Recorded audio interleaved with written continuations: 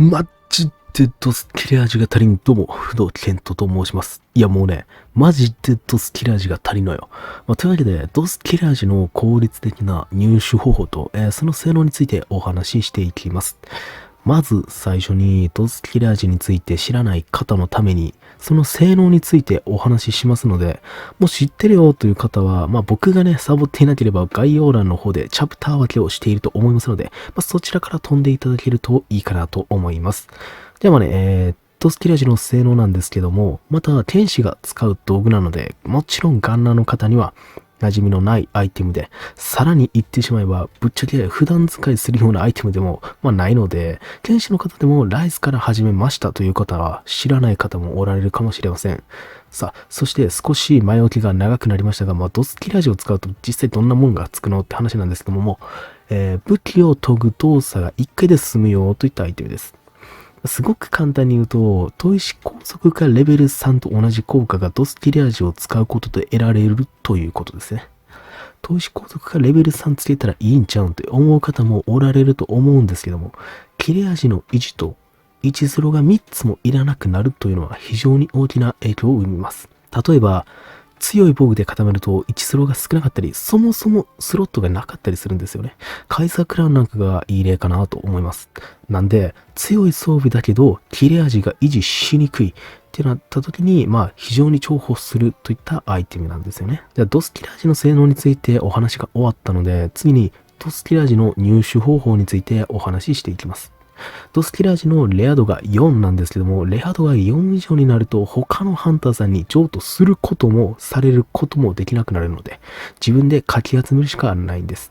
で、攻撃の掘り出し物にあったりするんですが、確定ではないですし、さらに1個しか交換できないので、ラージャンリセットのついでに程度ならいいかもしれませんが、しっかりと在庫を確保したいのならば、もう自分で釣るしかありません。というわけで今回紹介するドス切れ味の効率的な入手方法は、効率よく確実にドス切れ味を釣る方法です。ラージャンリセットで毎回攻撃の掘り出し物にドス切れ味が出たとして、1スタック分、要するに3匹のドス切れ味を入手するのに、釣るのに20秒かかったとして、クエスト時間だけでも60秒かかって、さらにロード時間などの細かいロスタイムが発生しますが、この先実際に見ていただく映像で説明を挟んでも3匹のドス切れ味を釣るのに2分16秒程度しかかかっていないので、かなりの効率が見込めます。そして行くのは水没林の探索ツアーなんですけども、よく探索ツアーで〇〇の効率的な入手方法というお話になると、環境情報の何々の増殖とかが必要になったりしますが、これは何もいらないので、欲しい時にいつでも水没林の探索ツアーに行ってください。それでは実際に水没林の探索ツアーに行ってみましょう。はい、というわけで、水没林に着きました。水没林に着きましたら R スティックを右に倒します。もう一度ゆっくりと倒します。そしてこちらにある池でなんとドス切れ味が釣れるということです。では池の中を見ていただいて、でドス切れ味か切れ味を探しましょう。で左にいるこいつが切れ味です。最初の方は目を見て判断するといいと思います。そして他にも数種類お魚さんがいます。いろいろあるんですけども、こいつ左側にいるこいつが刺身魚だったり、で拡散デメキンがいたり、そして右上の方にいるよくわからないやつ、これはハッカジキですね。ハッカジキがいたり、たくさんのねお魚さんがいるんですけども、とにかく切れ味だけを釣りましょう。なぜかというと、切れ味とドス切れ味が一緒に池の中にいることがないので、切れ味かドス切れ味を釣らない限りドス切れ味の抽選が行われません。というわけで切れ味を釣ってもう一度池の中を確認します。するとかなり見づらいんですけども、ここにドス切れ味が出現しておりますので、こいつを釣り上げましょ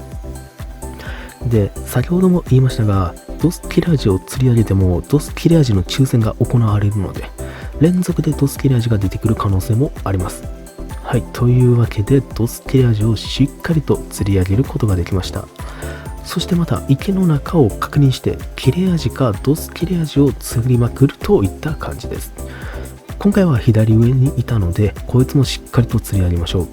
際どいタイミングで刺身王が先に餌をつついてしまったので、一度 A を押して釣りを中断しました。ぶっちゃけこの世界の釣りは動物の森よりも簡単なアンリアルフィッシングですので、落ち着いて釣り上げましょう。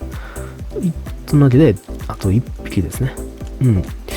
で、池の中を見ると、多分ね、こうやって、なんか見当たれへんっていう時があるんですね。もう大体そういう時水草の中にいるんで、よくわからんなっていう時は、そこを見てあげましょう。そのわけでね、簡単に、3匹釣り上げることができましたね。キャンプに戻ってドス切れ味をしまいたいと思います。で、この釣りで効率のいいゆえんが、皆さんね、もうわかると思うんですけども、キャンプがめっちゃ近いんですよね。なので、ワンスタック3匹というドス切れ味の不便さをかき消してくれるんですよ。これによって、池の他のね、釣り場よりも、